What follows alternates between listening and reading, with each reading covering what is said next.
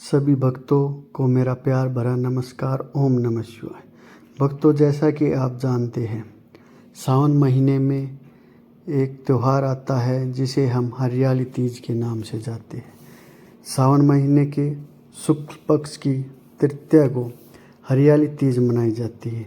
लेकिन क्या आप जानते हैं कि इस पवित्र त्यौहार को क्यों सुहागिन और स्त्रियां के साथ साथ कुंवारी कन्याएं भी रखती हैं? दोस्तों, हम आपको इसके बारे में संपूर्ण जानकारी देंगे। यदि आपको यह जानकारी पसंद आए तो कमेंट बॉक्स में ओम नमः शिवाय लिखना ना भूलें व साथ ही वीडियो को लाइक करें व चैनल को सब्सक्राइब करें। आइए जानते हैं। सावन मास के शुक्ल पक्ष की तृतीया को श्रवणी तीज कहते हैं, परंतु ज़्यादातर लोग इसे हरियाली तीज के नाम से जानते हैं। यह त्यौहार मुख्य रूप से उत्तर भारत में मनाया जाता है। इस दिन स्त्रियां माता पार्वती जी और भगवान शिव जी की पूजा करती हैं। इस दिन महिलाएं निर्जला व्रत रखती है। इस व्रत को करवा चौथ से भी कठिन व्रत बताया जाता है। इस दिन महिलाएं पूरा दिन बिना भोजन और जल के व्यतीत करती हैं तथा दूसरे दिन सुबह स्नान और पूजा के बाद व्रत पूरा करके भोजन ग्रहण करती हैं।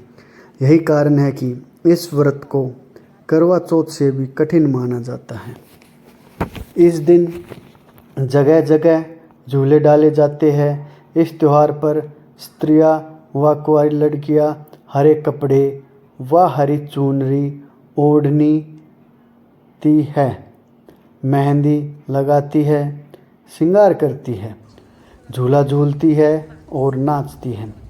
हरियाली तीज के दिन अनेक स्थानों पर मेले लगते हैं और माता पार्वती की सवारी बड़े धूमधाम से निकाली जाती है। अब तक तो हमने आपको बताया कि हरियाली तीज कैसे मनाई जाती है।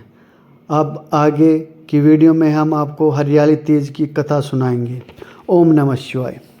शिवजी भगवान ने माता पार्वती को उनके पूर्व जन्म का स्मरण कराने के लिए तीज की कथा सुनाई थी, क्योंकि माता पार्वती जब पिछले जन्म में राजा दक्ष की पुत्री थी और उनका नाम सती था। यह बात माता पार्वती भूल चुकी थी।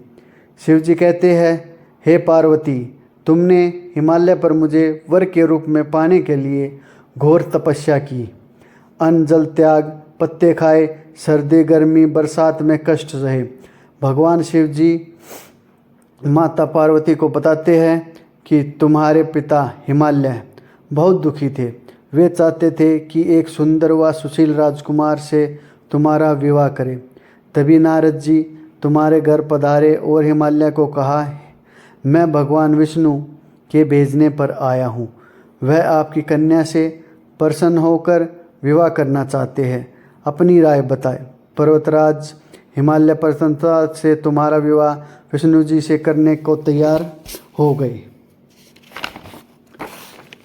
क्योंकि वो तो ऐसा सुयोग्य वर अपनी कन्या के लिए चाहते थे। लेकिन जब तुम्हें यह बात पता चली तो तुम्हें बड़ा दुख हुआ, क्योंकि तुम शिवजी को मन ही मन अपना पति मान चुकी थी। तुमने यह बात अपनी सहेली को बताई। सहेली ने तुम्हें एक ऐसे घने वन में छुपा दिया जहाँ तुम्हारे पिता नहीं पहुँच सकते थे। वहाँ तुम तप करने लगी। तुम्हारे लुप्त होने से पिता चिंतित होकर सोचने लगे, यदि इस बीच विष्णु जी बारात लेकर आ गए तो क्या होगा। शिव जी ने पार्वती से कहा, तुम्हारे पिता ने तुम्हारी खोज में धरती पाताल एक कर दिया, पर तुम ना मिली। तुम गुफा में रेत से शिवलिंग बनाकर मेरी आराधना में लीन थी। प्रसन्न होकर मैंने तुम्हारी मनोकामना पूरी करने का वचन दिया।